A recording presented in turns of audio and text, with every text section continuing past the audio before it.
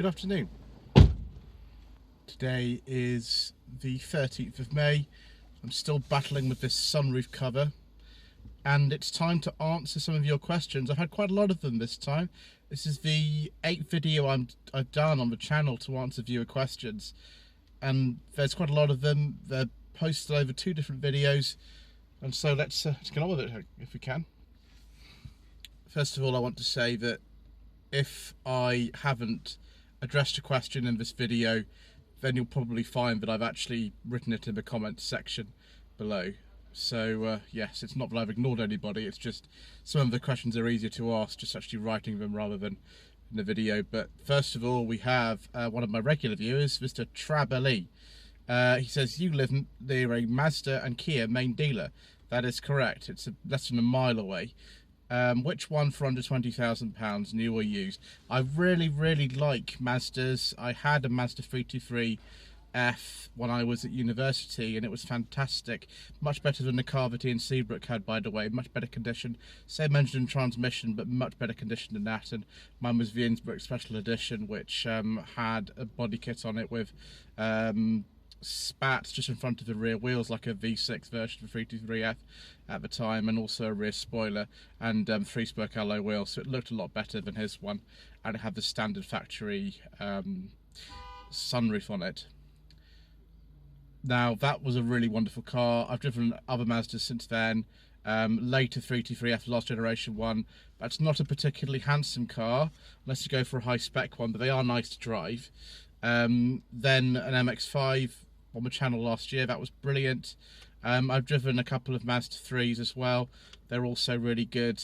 So yes, that's what I put in Mazda. They're fantastic, but they're just a bit overpriced for me, and they only have the 3-year warranty. I'm not saying they necessarily go wrong, apart from the diesel CX-5s, which seem to have an awful lot of problems. The rest of them are pretty reliable. Kia's standard 7-year warranty, a little bit cheaper, very good quality cars, good engineering. Ironically, Kia and Mazda was sort of the same company at the beginning, but obviously not now.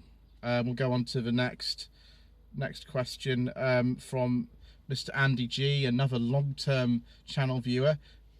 Mr. G says, good afternoon. My question to you is, have you ever broken down in a car in a very inconvenient spot?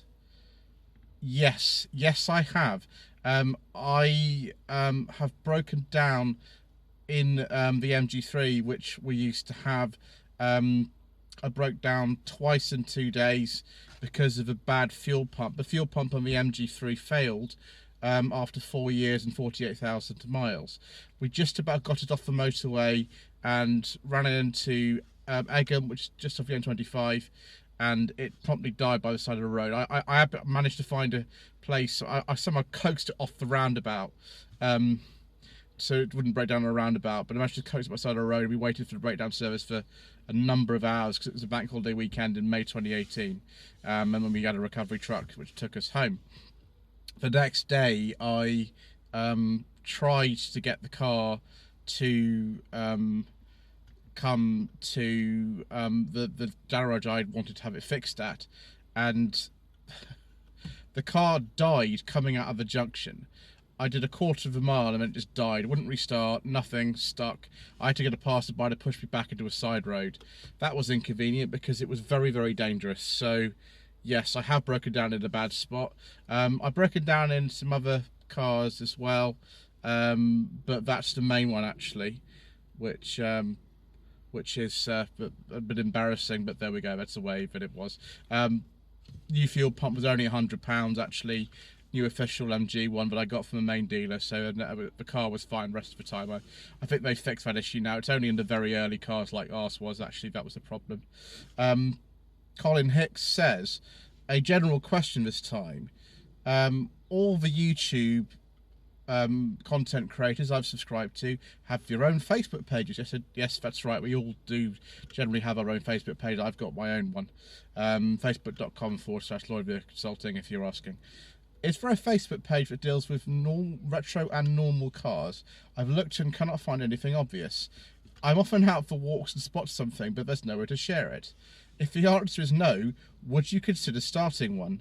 Well, I've got some good news for you, Colin, and everyone else who's out there doing car spotting. You want to go to the Cars You Don't See Anymore Facebook group. The membership has grown over the course of a year from, I think, 5,000 to 50,000 members. It's particularly popular at the moment because we're on lockdown. And people who spot cars or have photographs of cars, and they are a very wide range of people, because we've got people who are maybe sort of under 20 in the group and people who are over 60. You've got all kinds of things. So for people who are nostalgic about stuff, it could be 50s, 60s, and it could be, you know, actually post 2000, some of the cars that actually are on there. So yes, I am an administrator of the group, so I'm a bit biased. And I do remove posts for people being stupid, by the way. So yes, the Cars You Don't See Anymore Facebook group will actually suit all your needs in that area. Let's now go to the next video where I had some questions, and it's another question from Colin Hicks. You are entitled to ask more than one question, of course. Question number 2, as promised, when a client says, I want this model, do you advise on potential known faults and offer an alternative? For example, the DSG gearbox from a Volkswagen group, if you look at owner's reviews, it has potential issues. Likewise with the new 1.5 TSI petrol engine with the manual gearbox, Volkswagen have acknowledged that bunny hopping someone's experience when pulling away, but they haven't quite fixed it yet. The BMW N47 diesel, I've got one in a Mini Cooper SD, but between 2007 and 2011 it can snap the timing belt at any age or mileage. BMW never acknowledged this as a fault, but it mysteriously died out from the 2011 cars. Yes is the short answer. I've had so many people say to me, oh, I want to buy a Peugeot 207. No, don't buy a Peugeot 207. I want to buy a diesel BMW coupe instead of a sensible car with, you know, intergalactic mileage. Probably not. I have this policy when I am with clients that actually I get them to choose the car after they've seen a sample of them, to choose the one they want to get, and that's absolutely fine. However, if I see them wanting to drive a car that I wouldn't personally drive myself or own, I will tell them. I'll tell them why. And you know, you just got to watch my 207 review to see there's a car that I just can't stand. They're terrible cars, those ones. And I had this happen quite recently with another friend who wanted to get an Alfa Romeo, and I said, Alfa Romeos really are enthusiast cars, and they can be very expensive and unreliable to run. Mr. Coleman, who has an Alfa 166, will attest to that. And again, you can have a look at the Alfa 166 review on my channel for that. But yes, absolutely, if I know there's a fault with something, ultimately it's up to somebody's choice if they want to actually buy a car with known faults in it. I'm not very familiar with the BMW engine, by the way, unless that's the Prince engine, which again, that's fitted to the Peugeot 207, and that can be a bit unreliable sometimes. But I think there was a Prince diesel or Prince petrol, but I'm not entirely sure. Don't quote me on that. The person to ask about stuff like that is Matthew Wooler for the Matt's Beamer channel. He'll be able to tell you more about engines like that. But yeah, absolutely, it wouldn't be right for me not to do that. Let's go on to the next question. I love questions from Trabili like this. The rest of you won't understand what on earth I'm talking about. Let's have some nice shade on my face as well. Little weird shade things. So he says, apologise in advance. You are cleaning out the interior of your time machine, and you step outside, and somehow mysteriously, unexpectedly, you end up in 1965 at the ITV South Bank headquarters, which I don't think was actually open. I think it opened in the 70s, but anyway, we'll just assume we're on the South Bank. And yes, he says all this time travel can be good for you. Well, we don't really know the effect of time travel, because the only way you can time travel is actually going forward rather than back. But no, this isn't a science channel. There's a lot of panic going on. Apparently the original master copies of the Avengers have been stolen by the Russians by an undercover spy. Very, very good plot line. They were about to be sold to the Americans. This is, yes, indeed, the Avengers was sold to the Americans in 1965 and was broadcast, I think, starting in 1966. Anyway, it's your job to get the tapes back. Rather, this would be the actual film canister reels, because it was made on film from late 1964. The spy has made off in a Morris Minor and is heading to Blackbush Airport, but he's only got as far as Knightsbridge. What period correct car of 1965 would you choose to pursue him? The car has to be fast and tough in order to ram him and get the tapes back. Well, there's only really one car for this job that I can think of. Am I going to go for a Jaguar S-Type? Because you see so many of these in Sweeney, and you know, they can obviously take a bit of a beating, and they were around at the time. That's got the engine out of an E-Type. It's the VB 3.8 at that time, in an S-Type. The way you'd go, probably from the South Bank, you'd want to head probably down, just nip across into the into sort of the Strand, and then down the Strand. You want to go towards Victoria, and when you get to Victoria, you'll be able to then head to Knightsbridge, and you just follow the A4. Now, the A4 Hammersmith flyover was open in 1965, so you probably want to go down that way towards Heathrow, but you want to turn off probably at the A312. And because the M4 did actually exist at this time. It was opened in, I think, 61. So you might want to go down actually the M4 Link Road, which was I think opened at that time.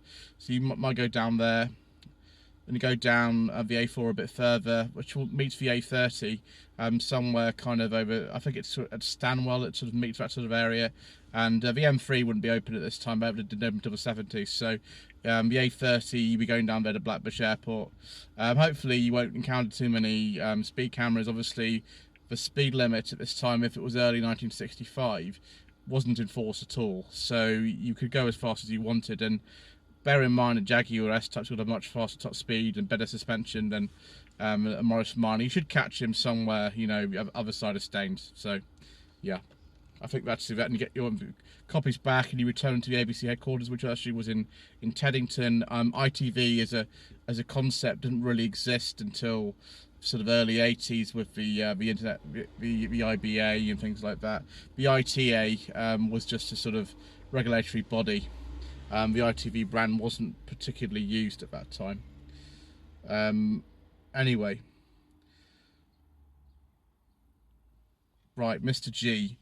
Yes, we've answered the question about where I broke down, and I'm hoping you'll be able to answer about where you broke down in your Capri, which I'm sure will be amusing as well. Richard Howlett asks, this is the question I actually already answered, but we'll go with this as well. Do you think the best cars that will ever be made have already been made? Which modern cars will enthusiasts like in 50 years' time? I'm thinking the sheer complexity of current cars are relevant, unrepairable in 10 to 15 years' time, unlike Minis, Morris Minors, Beetles, 2CVs, Triumphs, etc. Well, I think we've got sort of two real questions here. We've got which cars are going to be desirable in 50 years' time, and we've got are cars inherently less well made than before. I think generally we are seeing within the first, say, 5 years of a car's life fewer problems than before.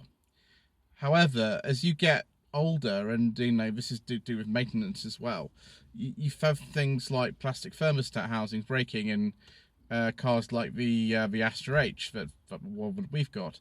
Then you have issues of the fact that if someone doesn't keep the maintenance up in a car, the engines are a bit less forgiving, and you know you have to make sure you change the timing belt probably earlier than people say, otherwise you'll do untold damage to things. The other thing is as well that a Morris Minor needed servicing a lot more frequently. You had to worry about things like trunnions and you know, greasing the suspension and stuff like that, which you just don't do on a modern car. However, the electronics and things can be a real pain. You know, we might have a bit of rust proofing these days, but we certainly don't have the simplicity of certain cars. And I think it's Ian Seabrook from Hubnut and Mr. Colton, Road Mechanic, would agree with us that the best cars, probably in terms of the technology and everything and usability, might have peaked about 2000 to 2002. Certainly that's an interesting one. I mean, the Rover's a 91 car that I'm sitting in today, and apart from sort of rust and stuff like that, the car is a relatively simple car. So I don't know really. I mean, you've got to have people who would in 50 years time be used to working on the complex electronics of today, which obviously wouldn't be as complex for people in the future, but you still have to use proprietary software and tools to actually get things to function. So that actually could be a bit of a problem. In terms of what will be desirable, I think cars like the Jaguar F-Type V8, the Audi TT RS, stuff like that will probably be valuable. And you know, the supercars and stuff. I don't know about too many of the sort of modern SUVs that you see, but then again, stuff like Ford Escorts, these days are very valuable. The Mark 1, Mark 2 Escorts, Mark 1, Mark 2 Granadas, Capris, things like that, particularly Fords. I don't know if we're going to be really keen on things like an ordinary Ford Focus in 50 years' time, but we'll just have to see. To be honest, I don't honestly really know. So I've just had a check through, and I think I've addressed all the questions that were asked this time, but it just remains for me to say thank you ever so much indeed once again for watching. Both this car, the Rover, and the Astra Twin Top are now listed for sale. I'll put a link to both in the description below if you're interested to see the adverts. Obviously get in touch with me via those if that's something you or someone else you know would be interested in doing. The Seat will probably be listed for sale in about a month's time. We're still waiting to do the MOT and service on that. It's not actually due until the car is, I think, 2 years and 364 days old. So that's what we'll do. Don't forget to subscribe to the channel if you haven't already done so. Don't forget to visit my Instagram page, instagram.com/Lloyd_vehicle_consulting, and Facebook page, as I've said, facebook.com/Lloyd Vehicle Consulting. My website, www.lloydvehicleconsulting.co.uk. If you wish me to source a car for you, and there's a contact tab on the front page for you to get in touch with me directly. I'd love to do that. And thank you ever so much indeed once again for watching.